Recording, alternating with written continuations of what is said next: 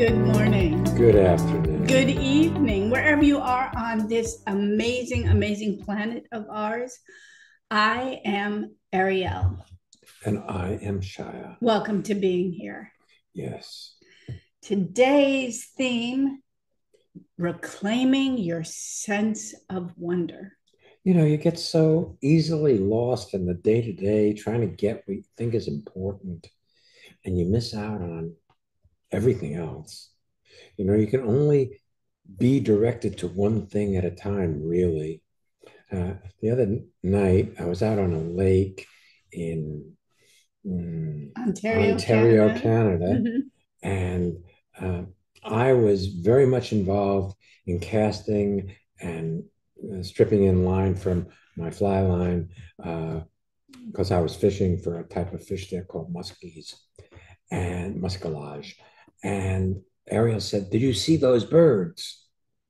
And a flight of birds flew over, and I didn't see them at all because I was engaged in what I was doing. Have you ever discovered where did that mailbox come from? It wasn't there before. Or did they just repaint those signs? Or where did that building come from? Right. Where suddenly you see something that may have been there all along, but you didn't see it. I really had fun watching little kids at this camp. From time to time, there were families that brought their children for a meal, like lunch or dinner, and the kids were so excited. And I realized it's so easy to forget that possibility. Well, they got excited over a little plastic toy. It didn't matter what. They could become like just enthusiastic over the smallest of things. Oh, on the way home yesterday, I don't know if you saw this, but there was a little girl, uh, probably somewhere between 2 and 3, and she was walking with her mother. And she walked from the area where you go through security, and then into the main hall. There was an area where they could pull down a screen, so it had a track on the floor. And when she got to the track, she got so excited and she did a turn and she was walking down the track. And her mom was like, "Come on, Jenny, let's go." Mm, But the little girl was so excited because the track was wider than her feet uh-huh. and she could follow it. And it was like, "Oh, look, a new adventure." What if today, for no reason, Your life could can be a be a new new adventure. adventure? Right. What it takes in this format, of course, is Listening. See, listening actually pulls you into the current moment of your life. But when we talk about listening, we're not talking about having a debate with yourself whether you agree with is being said or not. It's not about thinking about what's being said. It's about actually listening to it and becoming, instead of multitasking, unitasking, where your only task is to hear what somebody else is saying from their point of view, not to agree or disagree, but hear it. Yeah, and so rare is it that we do that because we've been trained by the culture we grew up in to agree with what's being said or see how we fit in that or disagree with it as though that's not our point of view. What if you could just listen? See, listening slows everything down and brings you into the current moment of your life. And that's where it's so special. Because really, if you look, most times you don't really listen to people. have you noticed that when Shai and I record these podcasts, we're giving examples from our lives, generally really within a recent time frame. Sometimes we'll talk about things that happened a long time ago, but we're talking about what's happened yesterday or the day before or this morning. Your life is filled with wonderful moments when you're here for them. uh, about listening. Yes, dear. Uh, yesterday when we realized that our airplane was delayed leaving Winnipeg, and shout out to Dave who hosted us there for a night, and to his dog Bane, who I'm really In love in love with. with. Yes. Um, uh, we decided to go airport walking. We Yes. walk up and down the airport. We didn't have a lot of bags with us, so it wasn't particularly taxing, and it spends the time and it gets our legs working, and it was fun. And I was talking to you, Shia, about things that had been running through my mind that had been plaguing me. And I know that it's possible, or has been in the past, where I will lay a situation out for you, but in my mind, I already have the answer, and I'm not particularly interested in hearing a different point of view. There's some connection to keeping it in place. And it was Yes. so much fun to say, oh, uh, what about this? What about that? And actually listen to your perspective, which really released. It was like I was trailing balloons or sea anchors, and they just like flew away. So I didn't have to be Well, I'm dragging glad I could be of concerns. service in that Yeah. respect. Listen, what if there's nothing wrong with you? What if your concerns are thought processes that repeat? What if being here today could allow you to step in to that state that's always possible? You mean a new moment? Mm-hmm. A new moment. Yes. Because there's always a new moment. See, life is never the same. It's only the same if you conceptualize it, not experience it. Mm. So if you have an idea of how it is that way. But you can discover life newly in each moment. I mean, we do it pretty regularly around here. Let's take our first guest. Yes, let's. All right. Eric. Welcome to being here. Hi, this is Eric from Brooklyn, and I'm really happy to be here with you guys today. Uh, Happy to have you, Eric. Yes. um, I love the topic, and I was thinking about this topic uh, soon after I woke up from a very strange dream, maybe even nightmare. I dreamt I was back in law school, but that I had decided to take law school all over again.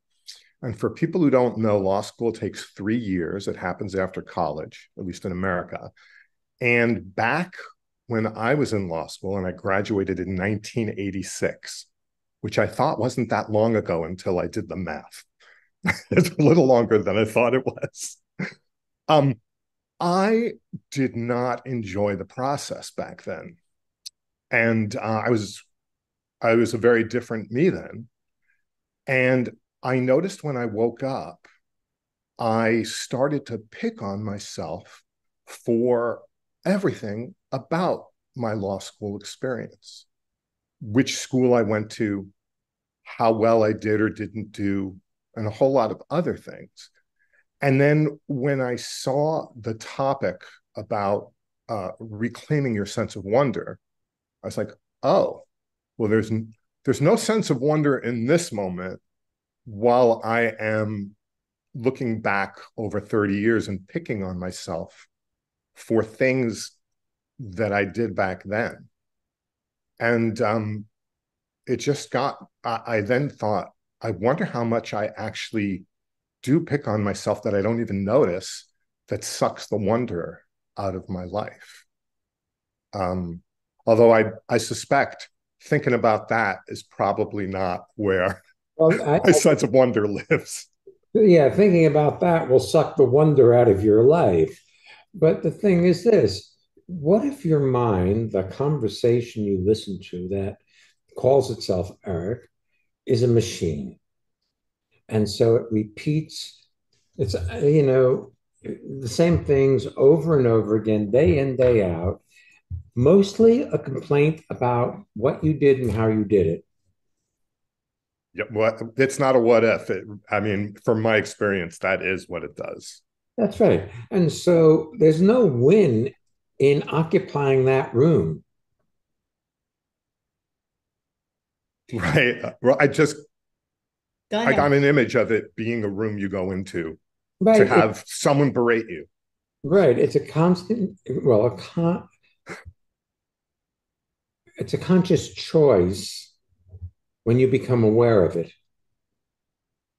See, when you're not aware of it, you automatically go there. It just berates you for whatever. Nothing is good enough in that space. Sean and I once went to a museum. It was slightly interactive. And when you walk into the room, it was like a motion detector, and you'd sit in an area and it would show a movie. And then you'd move to the next one and it was a movie. And if somebody else walked into the room and they sat in the chair you were sitting in, it started that movie for them and your movie played elsewhere. What you're talking about is we have all have preset movies of how we did our lives wrong back when. Okay. So, but I have another possibility about your dream, Eric. I actually really like the dream because our cat is now going, oh, she's like, you. Um, because most of us actually hold certain portions in our lives where we struggled or where we made choices that now we can see were not choices we would make now because they add drama and struggle and pain and Stress. stress. Right. But when you say I'm not the person I was then, you could not be the person you are now without all of that. And I suspect, because I know one of the you do multiple types of law, but one type that you're really skilled at and you're hired for frequently is by the state of Massachusetts when, or the Commonwealth of Massachusetts, when somebody has been incarcerated for having done something wrong and there's at least a potential that something in the trial was inequitable and the state hires you to handle the appeal for that individual to make sure they got a fair shake. Right. If your life had been this panacea, easy, how could you relate to people who've struggled and made choices that they didn't, But that in weren't, retrospect, that we're are not the not. best choices for them. So, in a certain respect, when you can sit in that judgmental room and be kind to yourself for all those preset judgmental movies, it gives you a sense of compassion for the people that you're working with. Well, there's another piece to this, and that is the fact that you could not have done any any of it differently than you did. Because at that time, that's who you were, and that was that. And there was no other option other than what you did. Now, there may have been apparently other options, but that was the option you chose. And you Right. chose, and that was it.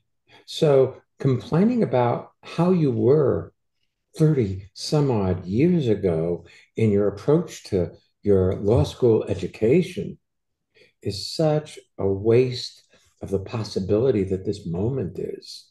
I I I love what both of you said. Ariel, you're right. I didn't realize that this could be my superpower in a way, something that I see as potentially negative or in the past thought of as negative. I can have empathy. I can listen to someone with a lot less judgment. Well, I don't know if judgment is a yes or no situation, but I can definitely have a different point of view than I would have had I not gone through things that I now look at differently retrospect. Well, we saw on Monday night. There was a woman who came on who was struggling with judging herself. She's a lovely, lovely lady, and she comes from a Jewish background. And we were trying different access ways in to support her. And Shia said to you, Eric, help her out from your Jewish perspective because and you were so funny and eloquent, it, and you just handled it beautifully. and it Thank was you. a delight to watch her face light up rather than beat on herself, and that was a demonstration of you going, yes, I have this background, and in my background I've got this perspective. And it was your everything your ancestors went through, everything you went through led you to this moment. And this moment never happened before. This is a totally new moment, you see. Right. And years ago, I might have thought, oh, I'm going to be talking to Ariel and Shia again.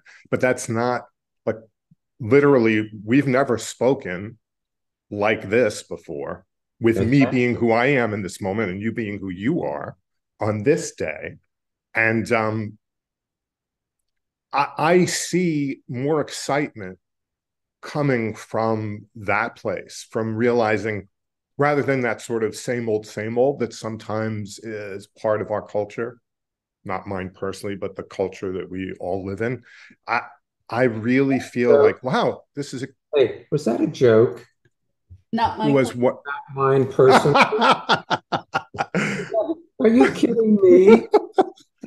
Are you calling me out? Are you calling me out on something you see? I absolutely am calling you out. Because, you said that, and I was he joke? Is that tongue in cheek? Mm. Well, it's good to remember that this is a new moment. Yes, and exactly. You have to re-engage in the moment to realize it's a new moment. Otherwise, it's same old, same old. Yeah, I see that. Eric, your life is unique. And I know that it's so easy for all of us to look around us and compare what we're doing, what we're not doing to the people around us, rather than it's not even follow our own path. It's allow ourselves to be us. To be as extraordinary as we are, just being ourselves. See, I am certain as a lawyer, you compare yourself to other lawyers who have so much more money or Fame. fame, yeah, or acknowledgement than you do. Yeah, absolutely. You only can do what you're doing in your life in any given moment. And so, I am not an Anthony Robbins. Thank God. You know, I, Yeah. I I may not have the following, but I do my best to have people around me win and have lives that are fulfilling and nurturing if they so choose. Because you see, that's the other thing. It's a matter of choice to go into the drama of your life or look and see what needs to be done and just do it. You know, we just came back from a fishing trip last night, uh, and it was really excellent.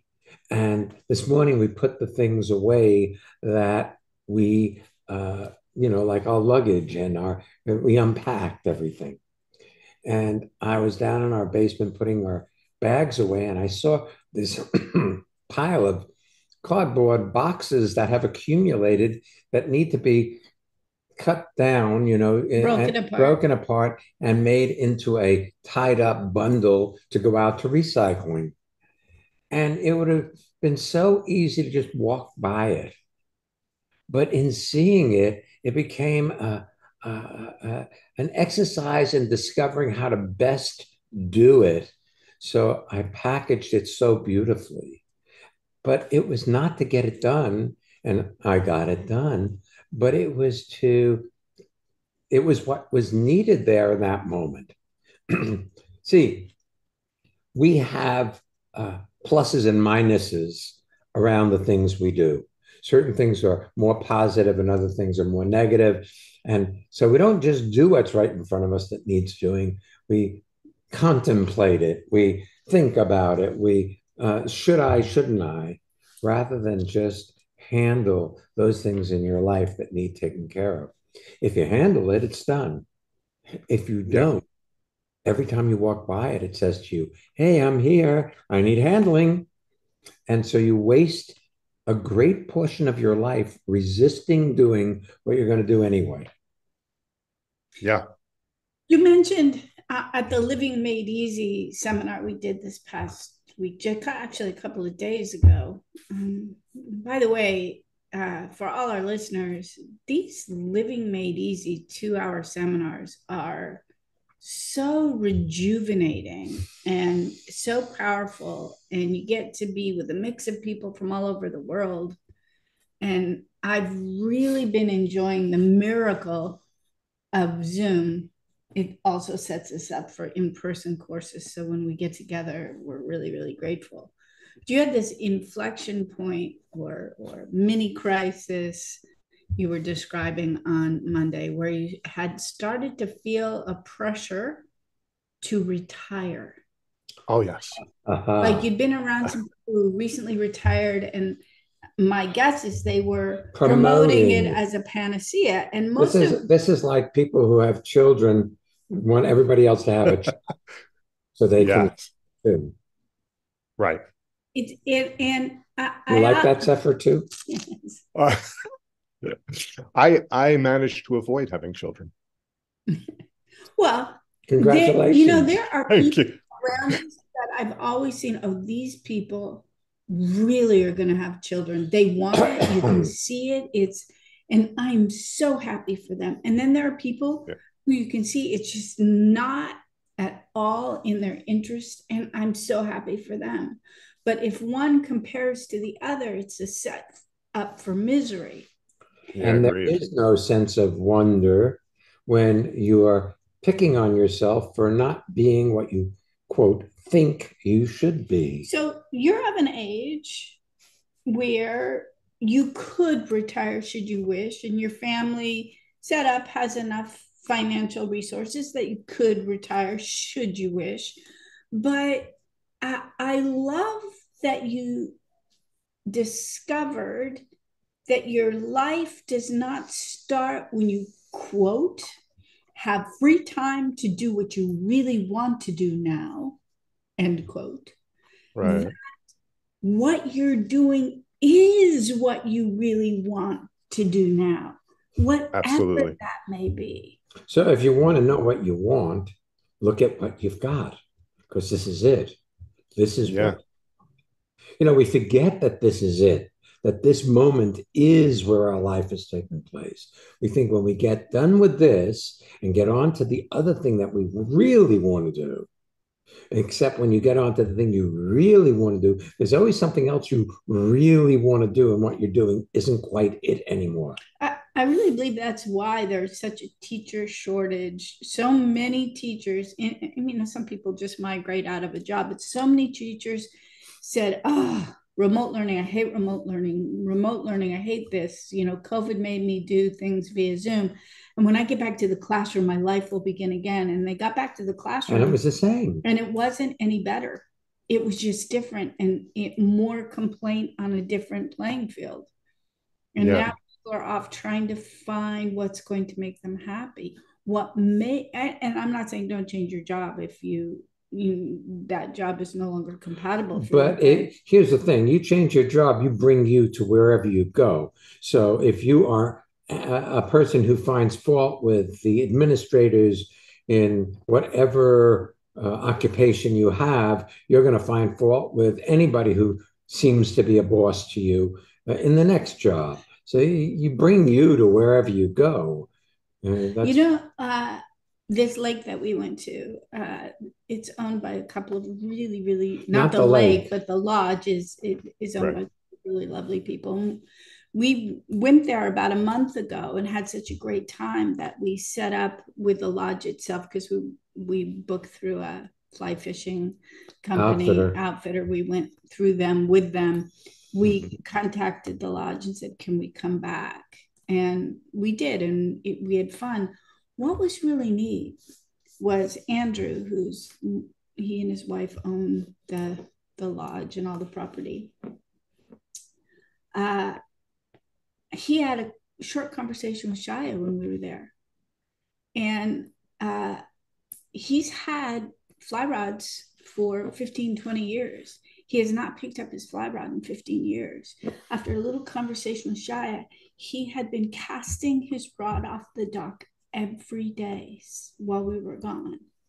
And he was so excited to talk about how to cast and what to do and how to make it better.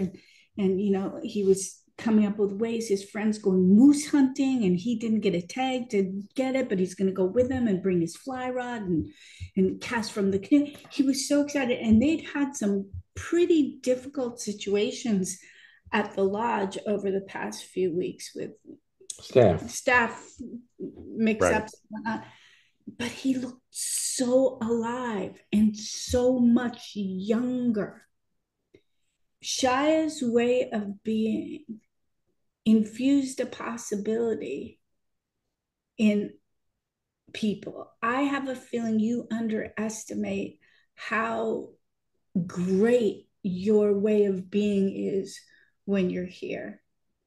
And if you want to know, but you can't do it. Now you have to. You see, you can't do being a great environment for the universe around you. You can't do it. Do being inspirational. That's right. That comes across as pontificating and holier than thou, and people don't. Right. Well, you talk about what happened at the last Living Made Easy when I was funny. It just happened. I don't know. I was there for it. I saw what was appropriate and clear. I know in the past when I have tried to be funny, it's like trying to jump. It doesn't work. I'm not funny. I'm not inspirational. But I think part of that comes from this. You think what you have to offer and you enjoy the feedback when you're funny. But if what you're being is overly serious, if what you're currently being is hard on yourself, if what you're in the midst of is grappling with something, that's what you have to offer. That's what's inspirational, not when you get to the preferred place or preferred way of being. Wow, I never thought of that. That's really cool. Thank you. And that takes the pressure off, Eric. See, that takes the pressure off the performance, in that you can only be the way you are. And if you allow yourself to be the way you are, you make a difference in people's lives. And if you try to impress them with how cool you are, they're not impressed. In the early days of this podcast, back when we called it a radio show, and we did it through an internet radio station, because we've done this podcast for more than 16 years. In the early days, we had these huge flip charts, and we'd make points that we wanted to make throughout the podcast, and that was broken up by commercials on strange commercials often. And we would have we done this? What have we missed? Now we recognize that we're sitting down and we're simply going to open a portal into this time frame of our life. It's enough. So if we're having a funny moment or a deep moment or a conflicted moment or a relaxing moment, being ourselves is enough. Being yourself is enough. But look, when you were a kid, you put together an idea of what a cool person was, and you weren't that. And you've been still chasing after that idea rather than discovering that you've become a cool person just by being you. I just saw a flash of Eric as a As a kid, kid with yes, I got it. shorts and a t-shirt, and he was all gangly, and his teeth and his hands and his feet were bigger than his body, and he was like trying to work out being cool, and it wasn't happening. Wow, yeah, you do have that gift of being able to see that, both of you. Thank you. Uh, Such a joy to be on with you today. Yeah, Yeah, such well, Thank a you. try to have you. absolutely. Mutual Admiration Society, eh? Mhm. Sounds good. Thanks, Eric. Yeah. Thank you.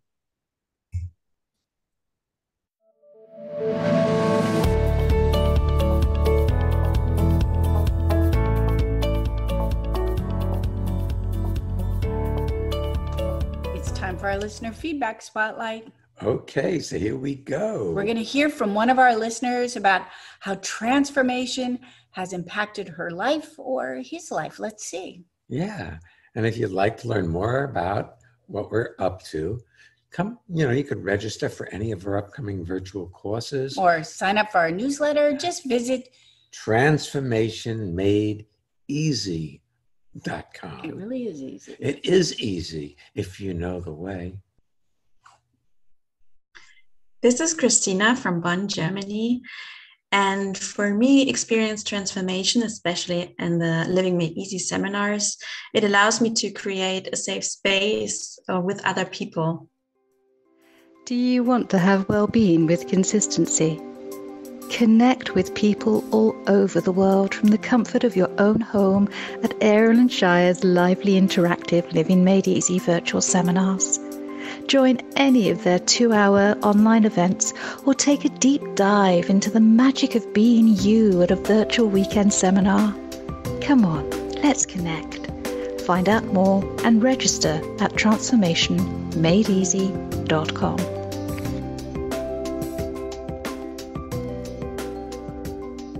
This Saturday and next Monday are your next opportunities to join us for a Living Made Easy seminar. You can go, if you happen to be listening to this show in the archive, you just simply go to transformationmadeeasy.com and see what's upcoming next, and you're invited to join us. The weekend seminars we have currently coming up: The Freedom to Breathe and the Art of Being a Healer at Camp Tecumseh, which is here in Weston, New Jersey. That's October 20th, which is a Friday night, the 21st and 22nd, which is Saturday and Sunday. It will be spectacular. It really is a beautiful location. And it's about the time that the leaves are all changing, and, It's potential for great wonder. Then our next virtual seminar, Reclaiming Your Sense of Wonder. It's a bilingual German English, so you can invite your Swiss and German speaking friends. It's November 18th and 19th. Yes, Reclaiming Your Sense of Wonder is the theme itself. And if you want to start with transformation in the new year, we're doing New Beginnings the weekend of January 6th and 7th. If you haven't picked up the 2024 calendar that we have put out, you can find it on the website. It is beautiful. I am so excited. I took the pictures. I'm wholeheartedly saying they're all beautiful. Had some really excellent support in creating it this year. Shout out to Wendy and to Stephanie and to a whole host of people that backed us in doing it. It's a great to have. It continues having the last quarter of 2023. You can start there, and then it has a picture for each month and quotes. And then there's Costa Rica 2024. It is open, and if you attend a weekend seminar with us in this year, you have fulfilled the prerequisite to joining us if you so choose. I had such a deep moment of wonder there when our friend Corinne from Switzerland told me that if you put your head underwater in the river, You you can can hear. hear the earth releasing the hot water into the river. Mm. So I laid back and watched the trees and listened to the sound of the earth releasing hot water into the river. It was like, wow, who knew that was even possible? Right. Let's take our next guest. Okay. Naz, welcome to being here. Where are you signing in from? Oh, hello, Errol and Shire. My name is Naz. I'm calling in from Farringdon, Oxfordshire in the UK. And it's just brilliant to be here, really. I love the way you say brilliant. And I really love the topic of this particular podcast. I love all of your podcasts, but I was really drawn to it. I recall a few days ago, funnily enough, I woke up feeling out of sorts in the sense of there was no wonder. And part of me at the start wanted to get out of it because I was really uncomfortable. And my mind was trying to search for a solution like a fish. And then I simply got on with my tasks. And I don't know what happened, but after a while, everything became exciting. Something opened up. Well, it's very interesting. As you say that, it reminds me of sitting around our fire pit maybe a week or two back. Ariel and I were sitting there, and it was late at night, and we built a small fire in the fire pit, just enough that we had a fire and it was going to die down before we went to bed. And I said to Ariel, this fire pit shows me that if you leave something alone, it burns itself out. You stop feeding energy to this idea that this isn't the way it ought to be, then it simply burns itself out. But if you keep adding energy to something you disagree with or don't want, then you get stuck with it. It's the first principle of instantaneous transformation. What you resist persists and grows stronger. And the harder you resist it, the more it grows stronger. It's kind of like an equal and opposite reaction. And then the second principle, no two things can occupy you at the same time. Or in the current moment, you can only be exactly as you are. So I loved it when I saw this flock of birds going over, and it caught my eye. And I said to our guide, I wonder what kind of birds those were. And Shai said, what birds? I loved it because he was so engaged with what he was up to that didn't exist. And in a way, you got engaged in what was actually happening rather than investing trying to figure out why you were unhappy or out of sorts. If whatever reason you come up to or up with as to why you're out of sorts, that's only a reason you apply. It is not the truth. See, because if you came up with the truth, whatever the complaint was would disappear immediately if you hit up the truth. But you only can assume what's causing your disturbance from what you already know, which is very limited. So, and usually it's the last thing that happens, last thing Lawrence said to you got you upset. Right. Well, I'm glad I couldn't find the answer. Lawrence is her husband. Shai's been saying something recently that I find really apropos. People often say, think outside the box.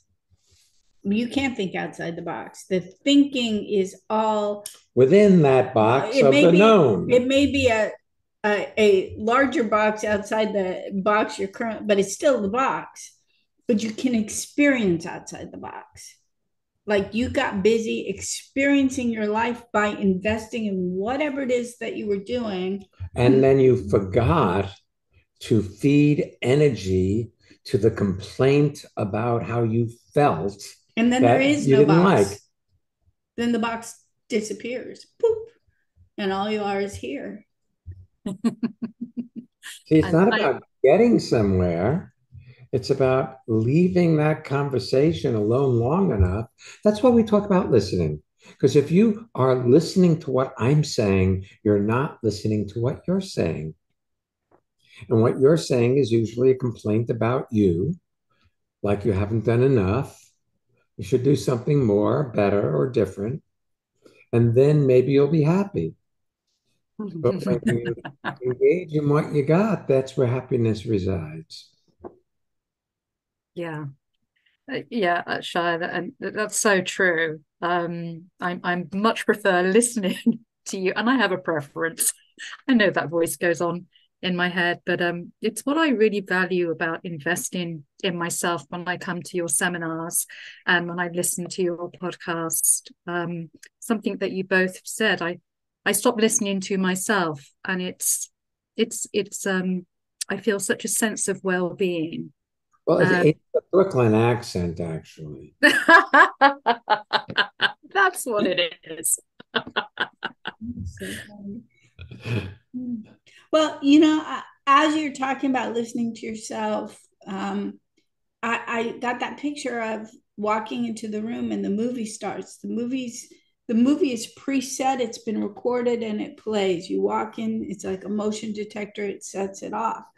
So when we are listening to ourselves, we're not actually listening to ourselves. We're listening to a movie we concocted or was downloaded, edited, produced, and refined over the years. And it's not an issue or a bad thing. It's just how the mind works. It fills in. It's like our screensaver. It's like, oh, look, I am not active. That thought is happening again. Well, if you see it that way, it's a tool, it's an asset. If you see that you have those kinds of thoughts when you disengage from whatever you're up to, then you can use it to readjust. So, oh, look, I've gotten lost in my thoughts. Let's see about what's in front of me here. What's on my to-do list? I love that. That actually happened to me yesterday morning. You're so intuitive in the sense that yesterday morning I'm doing something new. I'm trying something new with social media, and it's not just social media. It's anything that I try new. The voice gets a little bit loud because I'm stepping into something I'm not certain about, and it was really cool that I saw it and just carried on doing it. I couldn't get rid of the voice. It was there, but I just carried on. And I started to have fun. And then the voice kind of wasn't there or wasn't at the surface. when you resist that voice dominates you. Hmm. And you said something, see, anything new. When you were a little bitty girl and you tried to tie your shoelaces for the first time, you failed. Yeah. Yes. You made up a rule going forward in life that new things are difficult. Yes. And you see the thoughts repeat themselves over and over. So new things are difficult becomes a way of experiencing life or looking at life or engaging in life. So whenever you have something new, that self-doubt shows up rather than realize, hey, I've been accomplished for years at just about everything I do. Why not this? That's very cool. That's very cool. I had not considered that before. Thank you. Yeah. So, you can bypass that self-doubt thing by engaging, Mm. Yeah. not as a rule or a way to do it, but it seems to work. When we were on the boat uh, with Captain Brad this past week, I really like this fellow. He's really, really smart. Uh, just, just a really great guy. And you can tell that his life has been harder than some. And he's missing a tooth or two in front. And he's been out in the wind and the sun for years. And there came a point where Shai was up casting, and there are some little rods in the back that he has on board so that you can actually go fishing for a different type of fish that you can take home and cook, or we can have it for a shore lunch. And he got out one of these rods. I was trying to figure out what he was doing. And he takes the line off and he takes the fishing line and he starts flossing his teeth with the fishing line. Because we just had lunch and I'm like, Brad, that is so clever. I never would have thought to do that. And what I enjoyed most about it was how unapologetic he was for being him.